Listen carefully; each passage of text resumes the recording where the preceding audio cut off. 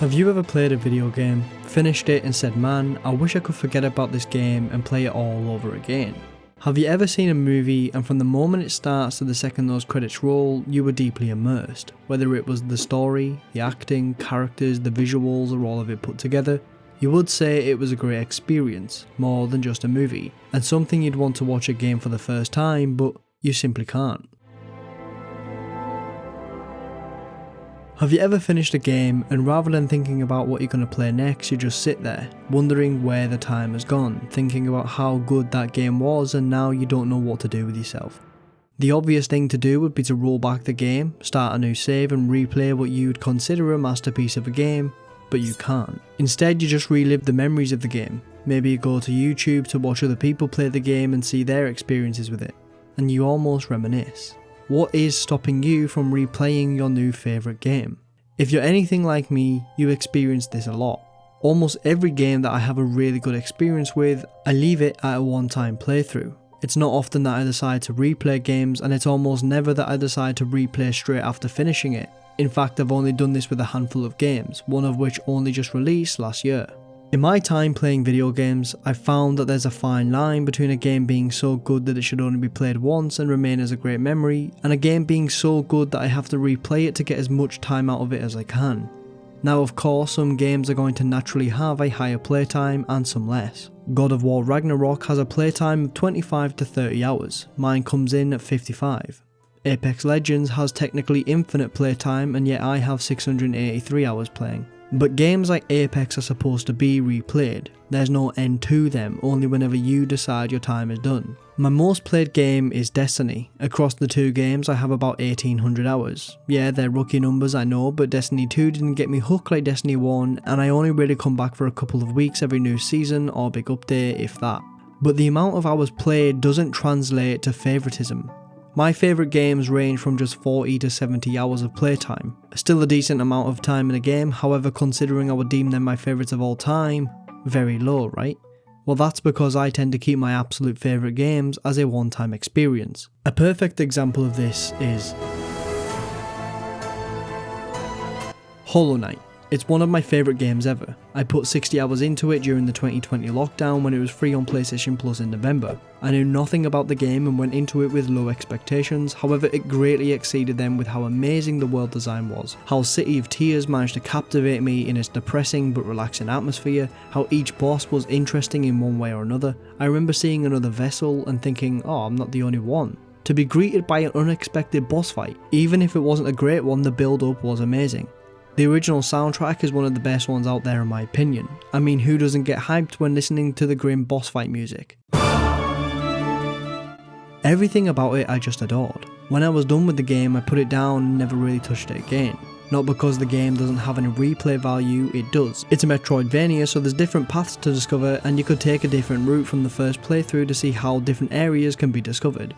When I played I stumbled across the most vile place there is, Deep Nest, completely on accident. I fell through a floor into a deep, dark place where I struggled to get around until I found Cornifer. However, you could defeat the Mantis Lords first and then that opens up a path into Deep Nest. There's also challenges in the game such as the Path of Pain, which is a movement and parkour based challenge where you'll get sick of the sight of buzzsaws. There's also the Colosseum of Fools, which is a combat based challenge consisting of 3 trials, the Fool, Warrior and Conqueror. In each you have to defeat waves of enemies and it also has unique bosses such as the God Tamer. Lastly there's the Pantheons, which is a boss rush mode, and each Pantheon concludes with either unique bosses such as the Paintmaster Shio or a harder version of previous bosses such as the Pure Vessel, a harder counterpart to the Hollow Knight.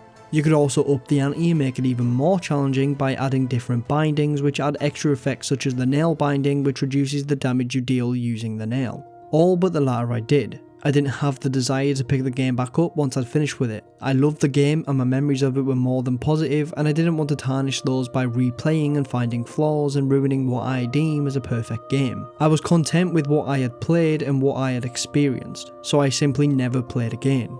That was until last year, 2023, where I decided to finally get a gaming PC and I decided to buy the game on Steam and try it out again after 3 years. It sat in my library for a few months, but eventually I said enough is enough and I'm going to replay it. I put a whole 5 hours into it.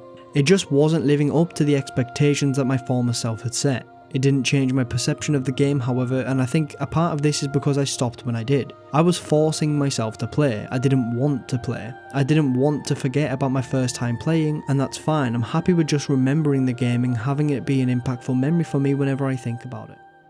COVID-19, the disease that defined our lives in 2020. 2020 is now the deadliest year in U.S. history. And that's why we've been asking people to stay at home during this pandemic. The time when I played was a tough one for me, and a lot of others as well. Maybe yourself included. Everyone was struggling through the pandemic, and personally I'd lost my job, I wasn't able to see family, and I couldn't see my partner or my friends, and it really felt like I was separated from the world for a while. Video games was one of my only escapes, and I played Hollow Knight in the midst of it all. Honestly, and this might be cringe to some of you, but it really helped me out of a bad situation, a hole I was in, a deep nest of kinds. I linked the game and my time with it to a time of struggle and hardship in which the game helped me endure and overcome. I've most certainly developed a bias for the game for these reasons, meaning I likely hype up the game even more than what I already do, so going back to the game it's trying to meet these incredibly high expectations which realistically are unrealistic. Since I'm not in the position in life anymore, I was a different person then and now I've moved on. I now just hold the game on a pedestal as one of the greatest games I've ever played. I mentioned earlier that it was just last year that I got a PC, and one of the first games I seen on sale that had been recommended to me by a friend was Outer Wilds. All he said was, go play it, don't look up anything, just play it. I asked what it was about and he wouldn't tell me, saying it would spoil the game. I went to the Steam page to buy it and read the synopsis, an open world mystery about a solar system trapped in an endless time loop. When I told him I'd read that, he was surprised to find that the devs even told you that much, since in a way it spoils a part of the mystery, which after playing the game for the first hour, I too felt like that was a small spoiler. The first time that music started rolling in, the intensity of the game amped up tenfold, and I didn't know why, but I knew something was happening. Finding out that why and what that something actually was in itself the gameplay, and gameplay that you can only experience the first time you play it. I didn't initially catch what had happened. I think I was in a cave or something, or probably trying really hard to land my ship. But I remember a bright blue light, then darkness, then waking up. What just happened? I knew from reading it on Steam, but it still confused me, it still intrigued me. It made me want to go out there and do more and learn more. A moment that stood out to me and could not be replicated on subsequent playthroughs was finding Chert. I found him fairly late into a loop. When I spoke with him, he told me that the stars were dying and that our sun was next. We were about to see a supernova. He began in hysterics, repeating over the stars are dying, that we were next, that we were going to die. This is it. The end of it all, the end of our solar system. After having a meltdown, he asked me to leave him be, and to be honest, I understood why, because I felt the same way. I too felt this existential dread that everything we knew didn't matter. It was going to end. Whilst talking about the stars, he mentions his life's work. Why does it matter? None of it matters now, and it's true. Everything we do on this planet means what? We are microscopic in the grand scope of things. We can zoom out and view our Earth, our solar system, our galaxy, our universe, and what do we matter to it? The game in this moment made me realise this a little bit too much, to the point where I too felt like Chert, questioning things about our existence and its meaning. Chert asked me to sit with him and to watch it all go by in our last moments. I knew I was going to come back and repeat this over and over until I figured out the secrets of this universe, but Chert didn't, and it comes across that way. From the realisation to the hysterics to the acceptance. He starts by explaining what is happening in detail, and each time he repeats himself, each time closer to the end, he explains with less, until he doesn't feel well enough to keep going and keeps repeating the words, any minute now. When he asked me to sit, I did. We watched the sun collapse and the solar system die. We too went with it. I woke up, still with anxiety with what had just took place. I have already told a lot of spoilers about this game, and I'm going to leave it there. If you have not played this game, go play it. If you're unsure about it, then fine, get it on sale like I did, but please, play it. Outer Wilds is the perfect example of a game that is to be played just once. It isn't designed to be replayed, it's made to make you feel a certain way, to make you think about things you don't often think about comfortably, and the game did just that, but it limits its own replay value. I see a lot of people in the community saying they watch blind playthroughs of the game as it's the closest thing to feeling like you're playing it for the first time. Outer Wilds' main gameplay is knowledge. It relies on you, the player, discovering and piecing together the parts of the puzzle, but once you have the knowledge about the solar system, the Nomai and why you're in a time loop, any subsequent playthroughs can be done in 15 minutes. The difference between Outer Wilds and Hollow Knight for me is that one shouldn't be replayed and one can be by design. Hollow Knight is not limited to a single playthrough, but it was so good and I had such a unique time with it that replaying it wouldn't give me the same satisfaction as the first completion, therefore leaving it as a one-time experience. That's not to say that I don't replay games at all. In fact, until the release of the newest DLC, one of my favourite games to play was Risk of Rain 2, a roguelike game. Roguelikes and lights are known for their replayability, as the whole point of them is that death is certain and you will die. You start a run, typically making your way through levels with bosses along the way, and ending with a climactic boss fight which results in a successful run. Risk of Rain 2's take on the roguelike genre has us going through levels called stages. Each stage has a teleporter somewhere on the map that you must find, activate and then defeat the boss that spawns. Once that's done, you move to the next stage until you get to stage 5, where you can either go to the final stage with the last boss Mithrix, or you can loop. This takes us back to stage 1, however the difficulty continues upping as you play. Every 3 stages after the 5th allows you to head to the final boss or continue looping to get more loot or just for the fun of it. Risk of Rain has many items which can be picked up which synergize with other items in the character that you're playing as. For example, Railgunner makes use of the crowbar item and the delicate watch, but the tri-tip daggers not so much. You can play as 13 different characters, each with unique abilities and synergies with items. You start with just 2 and the rest are unlocked by completing challenges in a run. Those characters then have alternate loadouts which have challenges assigned to them. Christ, some of the best items are locked behind challenges, including the Gesture of the Drowned or the Kajaro Runal bands. These in-game challenges are normally achievements, so if you like going for 100%, they reward you for that. You are actively rewarded for replaying the game. I'm nowhere near done with my time with the game and I have 80 hours in it. I've unlocked all the characters but still haven't tried them all, and I still have a bunch of alternate abilities to go for. But Risk of Rain's design allows for replayability, since it's a roguelike. See, genres have a huge impact on replayability, some leaning into it like roguelikes and others leaning more towards being an experience through storytelling or other methods like Outer Wilds. Replayability is a design feature, a decision made by the developers to keep players engaged and rack up more hours playing their game. Most single player story games don't have much replayability. Take one of the best from the past decade or so, The Last of Us. Now it comes as no shock to anyone that the story of The Last of Us is one of the best in gaming, period, even getting its own TV show adaptation. After finishing the main story, there isn't much to do. You could go for the trophies and collect those collectibles, but it's a tedious task for most. You could play on a harder difficulty and test your survival skills against the hordes of infected, or worse, the humans, but either way it's going to feel like the same game with the same story. Other than buying the remaster or the remake, there's not much more replayability, and that is fine. Not every game lends itself to multiple playthroughs, and this is often the case with single player story games. Little Nightmares, Limbo, Abzu and Journey are all games where you go from point A to point B, and the gameplay is the art design, the world, some puzzles and the story that it tells through those expressions. It's hard to replicate that same feeling on a second playthrough. Puzzle games like Portal lose replay value as redoing the puzzles you once did won't feel as accomplishing as the first ding ding moments you had, and you most likely won't be trying to solve puzzles as much as you'll be trying to remember them.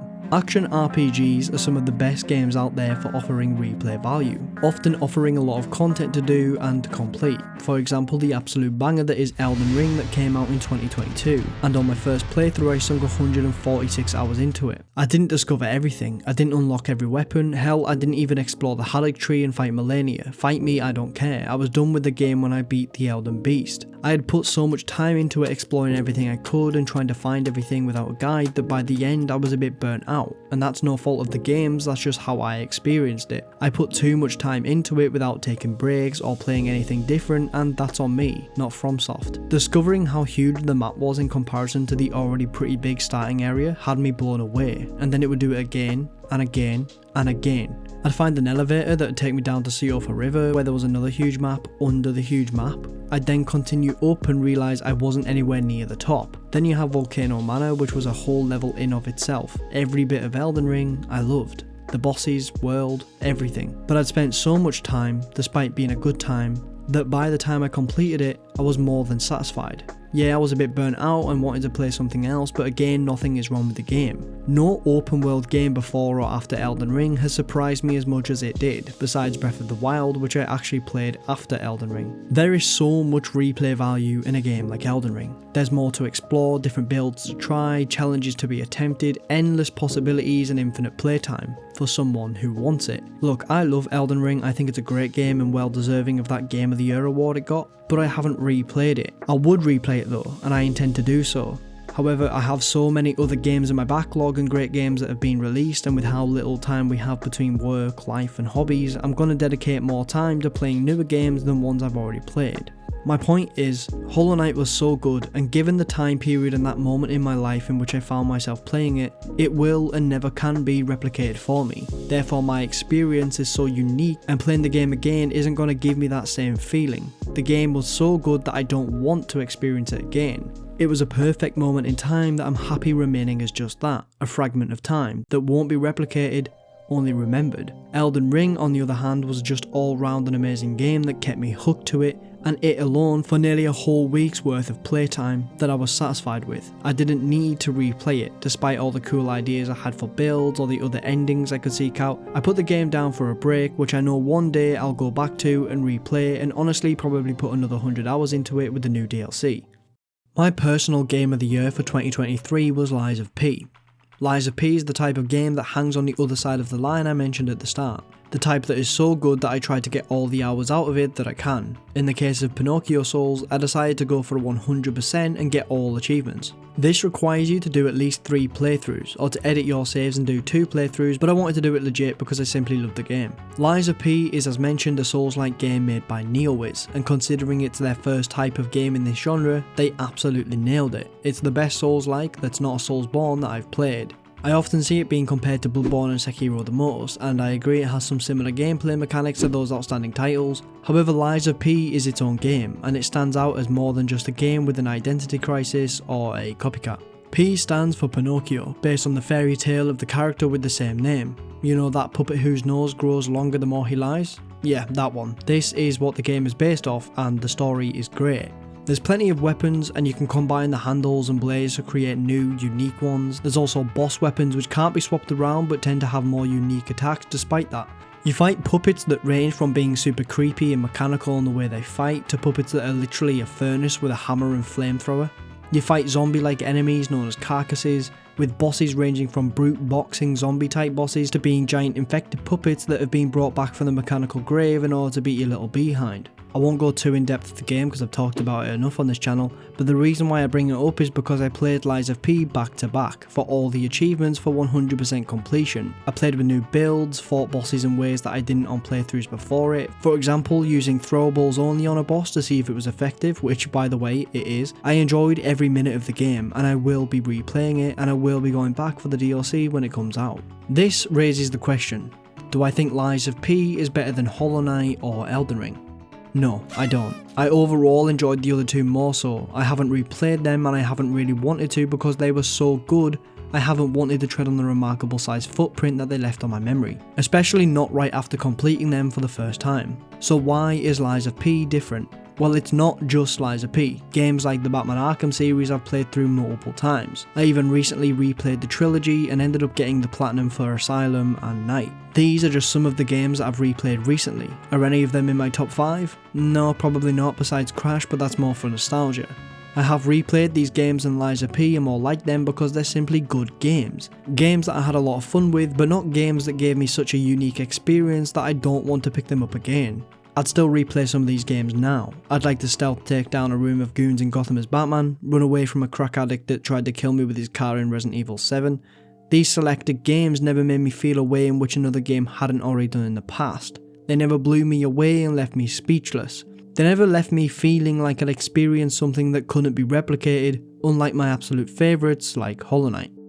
I struggled with the title of this video. Should it be Why Can't I Play My Favourite Games or something similar, but that's not right. I do replay some of my favourite games. I do want to replay some games that I just haven't gotten around to trying again, and overall, I came to the conclusion that if I have a really positive and unique experience with a game, it negatively affects how much I play.